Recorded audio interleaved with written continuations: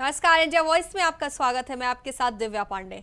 वक्त हो चला है रिपोर्टर लाइव का, जहां दिन भर की तमाम बड़ी जानकारियां हमारे संवाददाता सीधे ग्राउंड जीरो से आप तक पहुंचाते हैं। खबरों की शुरुआत करेंगे जहां जनसत्ता दल के अध्यक्ष राजा भैया और उनकी पत्नी के बीच पारिवारिक विवाद मामला अब तूल पकड़ता जा रहा है। जहां एमएलसी कुंवर अक्षय प्रताप सिंह गोपाल ने पोस्ट कर बड़ा आरोप भी लगाया है। क्या कुछ आरोप लगाया है, बता रहे हमारे संवाददाता मोहम्मद आसिफ। जनसत्ता दल के राष्ट्रीय अध्यक्ष यानी रघुराज प्रताप सिंह उर्फ राजा भैया और उनकी पत्नी भानवी सिंह के बीच चल रहा विवाद थमने का नाम नहीं ले रहा है। दिल्ली में जब राजा भैया पर एफआईआर दर्ज हुई तो उनके बचाव में एमएलसी कुंवर अक्षय प्रताप सिंह सामने आ गए। एमएलसी ने भानवी सिंह पर गंभीर आरोप भी लगाए हैं। दरअसल राजा भैया उर्फ रघुराज प्रताप सिंह और उनकी पत्नी भानवी सिंह के बीच विवाद लगातार बढ़ता जा रहा है। भानवी सिंह ने पिछले दिनों राजा भैया पर दिल्ली में उत्पीड़न की एक एफआईआर दर्ज कराई। हालांकि इसके पहले भी दोनों के बीच विवाद लगातार सामने आ रहे थे। मुकदमा दर्ज होने के बाद भानवी सिंह ने कई और भी गंभीर आरोप लगाए और आरोप यह भी लगाया कि राजा भैया के कई महिलाओं के साथ संबंध है।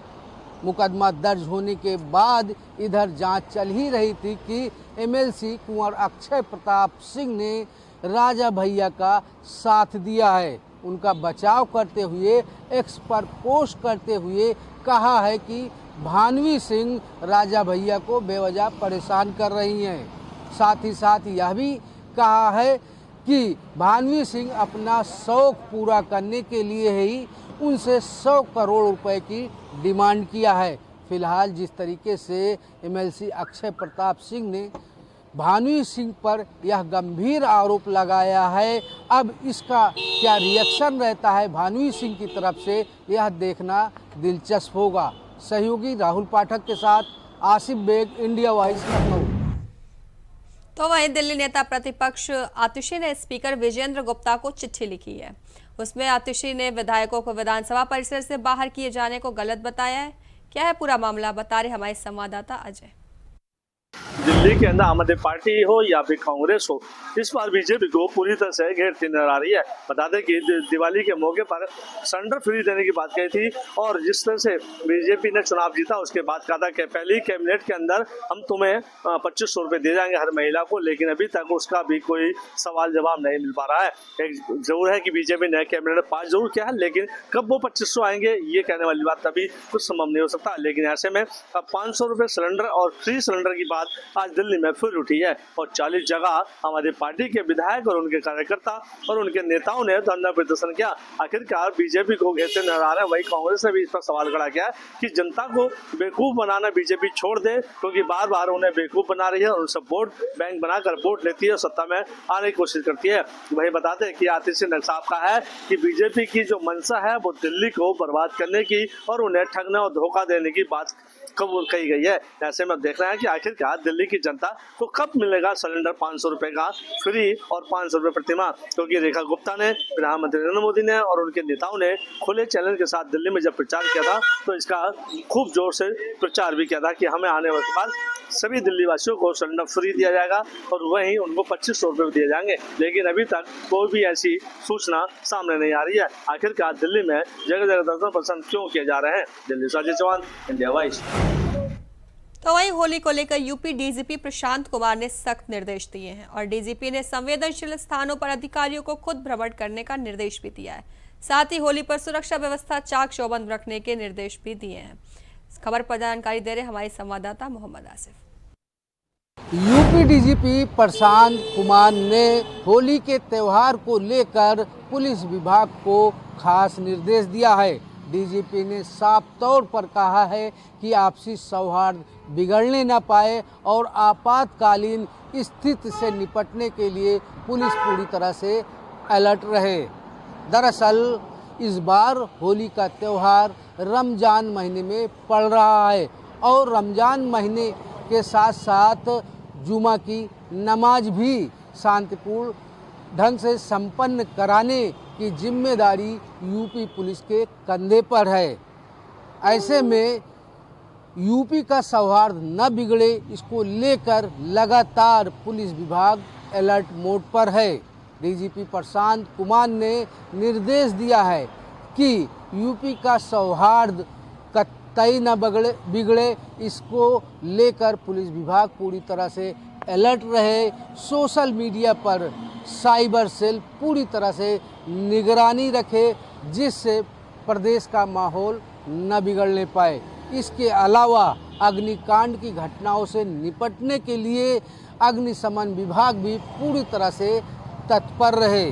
डीजीपी प्रशांत कुमार ने कहा है कि त्यौहार के मद्देनज़र अराजक तत्वों पर भी पैनी नज़र रखी जाए। फिलहाल जिस तरीके से यूपी पुलिस लगातार होली के त्यौहार को लेकर एक्टिव है और साथ ही साथ संदिग्ध आतंकियों की गिरफ्तारी भी कर रही है, उनके मंसूबे जो है फेल कर दे रही है।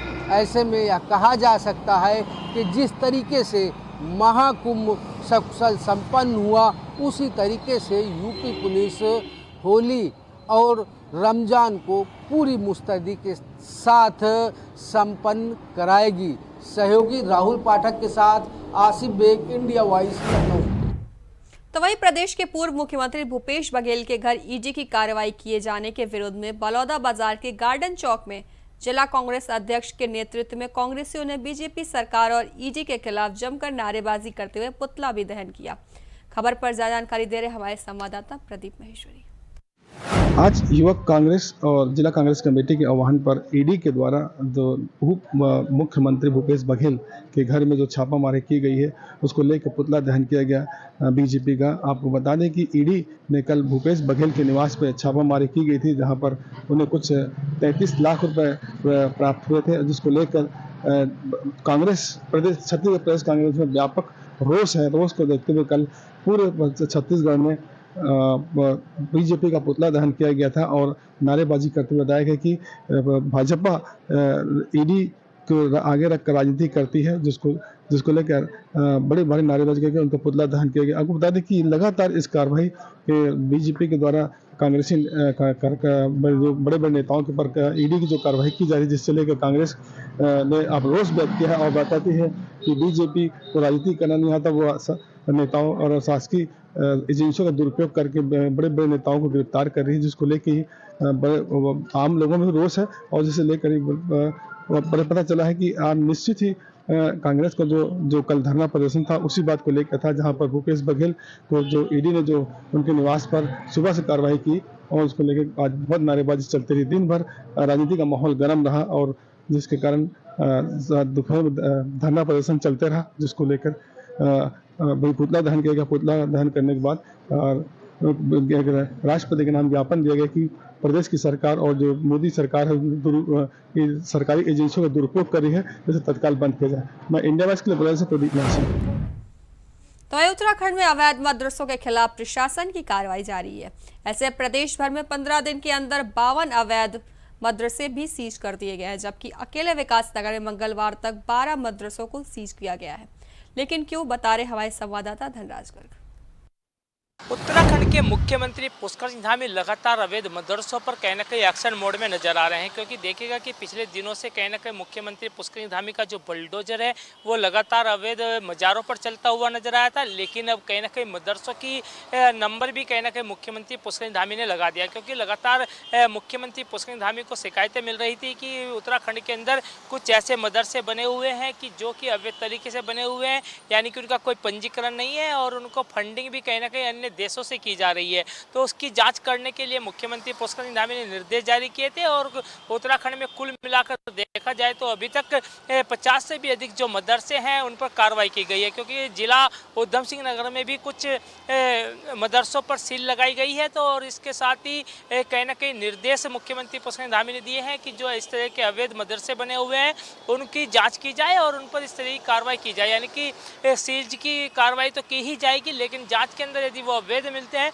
तो कहीं ना कहीं उन पर भी बुलडोजर चलना तय है। लेकिन वही देखिएगा कि जो मदरसे में पढ़ने वाले बच्चे हैं उनकी पढ़ाई खराब ना हो, उसके लिए मुख्यमंत्री पुष्कर सिंह धामी ने शिक्षा विभाग को निर्देश दिए हैं कि उन बच्चों को मान्यता प्राप्त स्कूल में दाखिला दिया जाए और उनकी पढ़ाई लगातार जारी रखे ताकि उनका भविष्य भी खराब ना हो।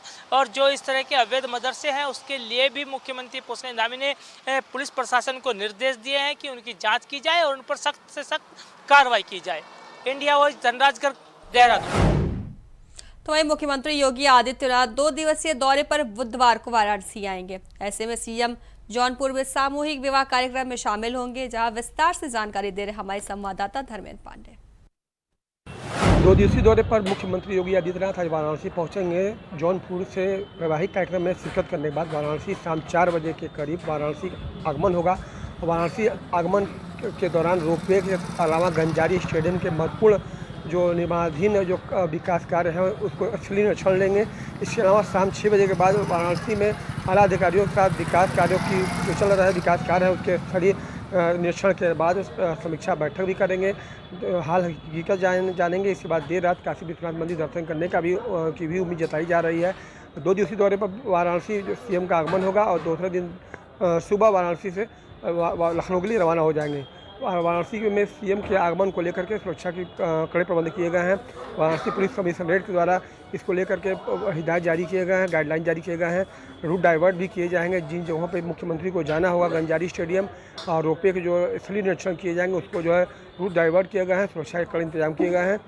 आला अधिकारी जो है तमाम जो है तैयारियों को जाँच कर चुके हैं और मुख्यमंत्री का आज शाम 4 बजे वाराणसी आगमन होना निश्चित हुआ है। वाराणसी से धर्मेंद्र पांडे, इंडिया। तो वहीं सपा प्रमुख अखिलेश यादव द्वारा इटावा में ग्वालियर बाईपास पर लायन सफारी के सामने केदारेश्वर मंदिर निर्माण कार्य कराया जा रहा है, जिसको लेकर उत्तराखंड में विरोध होना भी शुरू हो गया है। ऐसे में इस खबर पर ज्यादा जानकारी दे रही हमारी सहयोगी वंदना। उत्तराखंड में स्थापित केदारनाथ धाम की तर्ज पर इटावा में सपा सुप्रीमो अखिलेश यादव द्वारा बनाए जा रहे केदारेश्वर धाम मंदिर का निर्माण कार्य कराया जा रहा है। मैं इस समय केदारेश्वर मंदिर के बाहर ही खड़ी हूं, जो कि इटावा में ग्वालियर बाईपास पर लायन सफारी के सामने स्थित है। आपको बताना चाहूँगी कि जो केदारेश्वर मंदिर का निर्माण कार्य है वो सपा सुप्रीमो अखिलेश यादव द्वारा कराया जा रहा है, जिसका भूमि पूजन 7 मार्च 2021 को यानी आज से करीब 4 वर्ष पूर्व किया गया था। तब से ही मंदिर का निर्माण कार्य कराया जा रहा है। आप पीछे देख सकते हैं कि किस तरीके से मंदिर का निर्माण कार्य कराया जा रहा है। लगभग 10 एकड़ जमीन में यह मंदिर बनकर तैयार होने वाला है। वहीं पर आपको बता दें कि इसमें जो शालिग्राम शिला है वह नेपाल से लाकर स्थापित की गई है। वहीं पर आपको बताना चाहूँगी कि जो मंदिर निर्माण कार्य में जो पत्थर का इस्तेमाल किया जा रहा है वह एक स्पेशल ग्रेनाइट कृष्ण पुरुष पत्थर है। वहीं पर इस मंदिर के निर्माण कार्य करा रहे और निदेशक द्वारा बताया जा रहा है कि करीब 25 शिल्पकारों द्वारा इस मंदिर का निर्माण कार्य कराया जा रहा है, जो कि देश के विभिन्न स्थानों पर मंदिर निर्माण कार्य कराते हैं। वहीं एक अहम बात इस मंदिर की ये है कि जो रामेश्वर से केदारनाथ धाम तक जो एक ज्योतिर्लिंग बना हुआ है उसी पर यह इटावा में केदारेश्वर नाथ मंदिर का निर्माण कार्य कराया जा रहा है। वहीं पर एक कुछ दिनों से 2 दिनों से एक मामला सामने आया है, जो कि इस मंदिर को लेकर उत्तराखंड में कुछ ब्राह्मण सभा के पदाधिकारियों द्वारा विरोध प्रदर्शन किया है और विरोध प्रदर्शन करते हुए बताया गया है कि उत्तराखंड में स्थित केदारनाथ धाम है उसी की तर्ज पर इटावा में सपा सुप्रीमो अखिलेश यादव द्वारा निर्माण कार्य कराया जा रहा है, जिसका हम विरोध करते हैं। और विरोध करते हुए उन्होंने वहां के मुख्यमंत्री पुष्कर सिंह धामी को पत्र लिखे हैं और जो इसका जो स्ट्रक्चर है जो केदारनाथ धाम की मंदिर की तर्ज पर है उस स्ट्रक्चर को बदलने की वहाँ के जो ब्राह्मण सभा के पदाधिकारी हैं उन्होंने मांग की है। वहीं पर जो पत्र वहाँ के सीएम पुष्कर सिंह धामी को मिले थे उन्होंने वह सीएम उत्तर प्रदेश के मुख्यमंत्री योगी आदित्यनाथ को भेजे हैं। इटावा से इंडिया वॉइस के लिए वंदना यादव। तो वहीं कुशीनगर में मुस्लिम युवक ने हिंदू बन पहले एक युवती के से दोस्ती की, फिर उसे अपने प्रेम जाल में फंसाया और फिर एक दिन युवती को अगवा कर फरार हो गया। क्या है लव जिहाद की ये पूरी कहानी? खबर पर जानकारी दे रहे हमारे संवाददाता अनुराग तिवारी। कुशीनगर से एक बार फिर से लव जिहाद की घटना सामने आई है। नेबुआ नौरंगिया थाना क्षेत्र के एक गांव में लव जिहाद का गंदा खेल एक बार फिर से गुलजार अंसारी नाम के युवक ने खेला है। उत्तराखंड का ये युवक कुशीनगर के नेबुआ नौरंगिया थाना क्षेत्र में पहुंचता है और वहां पर ब्राह्मण परिवार की एक बेटी जो कक्षा 12वीं की छात्रा थी उसे अपने प्रेम जाल में फंसाता है। गुलजार अंसारी से यह अपना नाम संजीव मिश्रा बता करके उस भोली भाली छात्रा को अपने झांसे में ले लेता है। वहीं उसके बाद उसे अगवा भी कर लेता है और पीड़ित परिवार ने अब इस पूरे मामले पर पुलिस से न्याय की गुहार लगाई है और परिवार को लगातार यह डर सता रहा है कि वह धर्म परिवर्तन का एक गंदा खेल भी खेल सकता है, जिसको लेकर के पीड़ित परिवार ने उत्तर प्रदेश के मुख्यमंत्री योगी आदित्यनाथ से जल्द अपनी बच्ची को उस चंगुल से छुड़ाने की मांग की है और आरोपी गुलजार अंसारी पर सख्त कार्रवाई की भी मांग की है। कुशीनगर से इंडिया वॉइस के लिए अनुराग तिवारी। तो वही होलिका दहन को लेकर शहर से गांव तक होलिका सजाई गई है। कहीं लकड़ियों के ढेर तो कहीं घास फूस एकत्र कर होलिका जलाने का प्रबंध किया जा रहा है। हिंदुओं का प्रमुख त्योहार होली खेलना, इसके पहले होलिका दहन की परंपरा निभाई जाती है। कानपुर देहात का एकमात्र ऐसा गांव जुनैदपुर जहां पर लकड़ी और कंडों की नहीं बल्कि नारियल की होली जलाई जाती है। मान्यता ऐसी है कि बालाजी मंदिर में कई राज्यों से लोग अपनी मनोकामना को पूर्ण करने के लिए आते हैं और जिन्हें बाबा का आशीर्वाद मिलता है वह अपना उतारा कर यहाँ नारियल चढ़ाते हैं और साल भर के जमा किए गए नारियलों की होली बनाकर यहाँ उसका दहन किया जाता है। लोगों की मान्यता है कि इस होलिका दहन के माध्यम से जब नारियल की होली जलती है तो कहीं न कहीं वातावरण शुद्ध होता है और जुनैदपुर गांव सहित जनपद वासियों के कष्ट भी दूर होते हैं। कानपुर देहात से गौरव शुक्ला, इंडिया वॉइस। तो वही कुशीनगर में आबकारी विभाग और पुलिस विभाग ने संयुक्त कार्रवाई की और मौके से 2 लोगों को गिरफ्तार कर जेल भी भेज दिया है। किस वजह से की गई है कार्रवाई, बता रहे हमारे संवाददाता अनुराग तिवारी। अवैध शराब के खिलाफ होली त्योहार से पहले प्रशासन लगातार कार्रवाई करती हुई नजर आ रही है। ऐसे में अगर बात करें कस्या थाना क्षेत्र में तो आबकारी विभाग और पुलिस टीम की संयुक्त कार्रवाई में एक बड़ी सफलता पुलिस के हाथ लगी है। 24 कुंटल लहन जो है वो पुलिस ने नष्ट किया है और इसी के साथ 2 तस्करों को भी गिरफ्तार किया है। गंडक नदी किनारे अवैध शराब का जो कारोबार है वो बड़ी तेजी से जो है लगातार चल रहा था और मुखबिर की सूचना के बाद कहीं ना कहीं पुलिस ने यह एक कार्रवाई की है, जिसके बाद से अवैध शराब कारोबारियों में हड़कंप मचा हुआ है। कुशीनगर से इंडिया वॉइस के लिए अनुराग तिवारी। तो वहीं बीसलपुर क्षेत्र के बड़िया मोड़ से पुलिस को गोली चलने की सूचना जानकारी मिली। तो वहीं मौके पर क्षेत्राधिकारी बीसलपुर और प्रभारी निरीक्षक थाना बीसलपुर मौके पर पहुंचे। तो खबर क्या है, ज्यादा जानकारी दे रहे हमारे संवाददाता अमित पाल। बीसलपुर क्षेत्र में कुछ दबंगों के द्वारा जो है कि होली की व्यवस्था को लेकर के माहौल खराब किया जा रहा है, गोली बराबर चलाई जा रही है। जैसे कि आपको बता दें, भड़िया मोड़ पर एक प्लाट को लेकर के विवाद चल रहा था, वहीं 2 पक्षों में गोली चलने का मामला सामने आया। वहीं से जानकारी मिली है कि किसी अज्ञात व्यक्ति के द्वारा गोली चलाई गई है, लेकिन मौके पर पहुंचे सीओ अधिकारी व पुलिस क्षेत्राधिकारी ने मौके पर मुआयना लिया तो 2 पक्षों में विवाद चल रहा था, जिसके चलते गोली की सूचना मिली थी। मौके पर पहुंचे सीओ अधिकारी प्रतीक दहिया के द्वारा जो वहां पर जांच पड़ताल करके बताया गया कि 2 पक्षों में गोली चलने की मामला सामने आया था, क्योंकि प्लाट को लेकर के गोली चली हुई थी, जिसको लेकर के वहाँ तुरंत पहुँचे। हालांकि गोली चली, लेकिन वहाँ पर जो किसी कोई घायल नहीं हुआ, फिलहाल गली में कोई घायल नहीं हो पाया। लेकिन वहाँ से अब जो कि सुसंगत धाराओं से मुकदमा दर्ज किया है और जांच पड़ताल की जा रही है। तो वही संभल के शाही जामा मस्जिद में मुस्लिम पक्ष में हाईकोर्ट से राहत मिली है, जहां इलाहाबाद हाईकोर्ट ने रंगाई पुताई की मस्जिद कमेटी की मांग को मंजूर कर लिया है। क्या थी उनकी मांग, बता रहे हमारे संवाददाता शोएब रिजवी।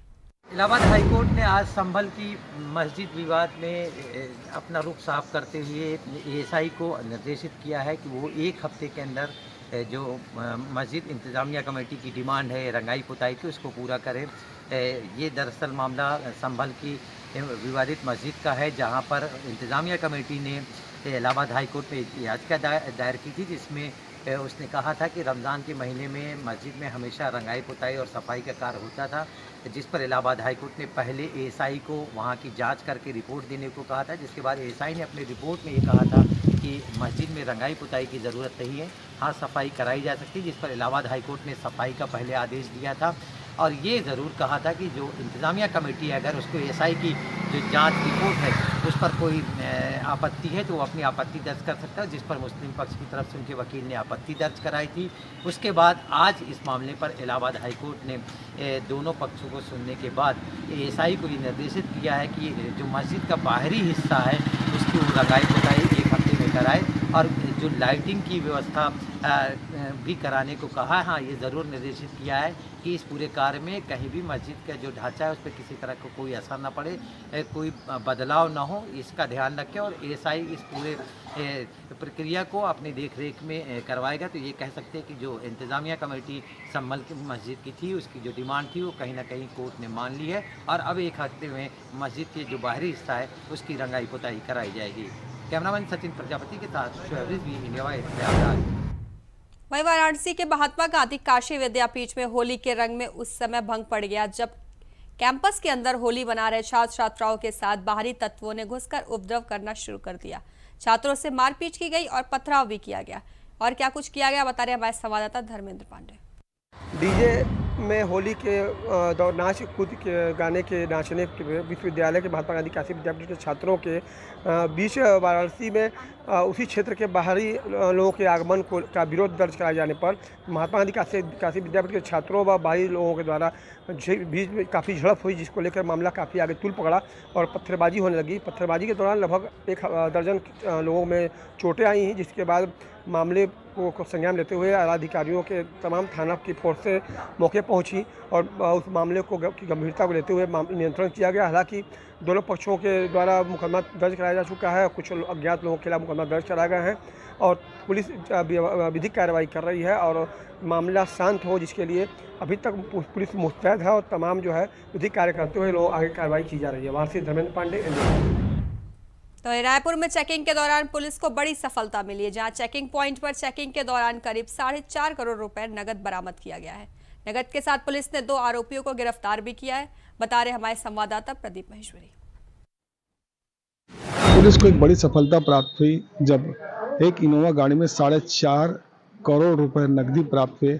बताया जाता है ये पैसा हवाला के माध्यम से रायपुर से बॉम्बे जा रहा था। यह जो गाड़ी जो पासिंग गाड़ी बिहार की बताई जाती है। आमन नाका पुलिस ने जब चेकिंग के दौरान पता चला कि गाड़ी में जब उसकी इनोवा गाड़ी में एक स्पेशल डिक्की बना के रखी जिसमें 4.5 करोड़ रुपए जब्त किए गए। वहाँ पर दोनों आरोपियों को पुलिस ने गिरफ्तार किया गया। गिरफ्तार करने के बाद अभी पता नहीं चल पाया है कि ये पैसा किसका है और कैसे जा रहा था, लेकिन विवेचना में पुलिस ने बता दिया कि ये पैसा हवाला का पैसा है और हवाला के पैसे के माध्यम से रायपुर से ये बम्बई जा रहा था और वहाँ पर नागपुर में इस गाड़ी को चेंज करना था। जैसे कि पुलिस के सूत्रों से प्राप्त हुआ है, नागपुर गाड़ी चेंज होती उसके बाद ये आगे बढ़ते, लेकिन इसके पहले ही पुलिस के हाथों ये दोनों आरोपी चक गए। निश्चित है कि आज भी हवाले के तरीके से बड़े बड़े रकम रायपुर से बम्बई की ओर जा रही हैं और हवाला का होता है। लेकिन पुलिस को द्वारा आज मुखबिर सूचना मिली थी कि एक इनोवा गाड़ी सफेद रंग की जिसमें कि बड़े मात्रा में पैसे जा रहे हैं। जब उसको आमन नाका में चेकिंग की गई तो उसकी स्पेशल डिक्की से ये 4.5 करोड़ पुलिस ने जब्त किया। विवेचना है कि यह नोट किसका है, ये आने वाले समय बताया। इंडिया वॉइस के लिए बुढ़िया से प्रदीप महेश्वरी। रिपोर्टर लाइव में आज के लिए बस इतना ही। बने रहे इंडिया वॉइस के साथ। नमस्कार।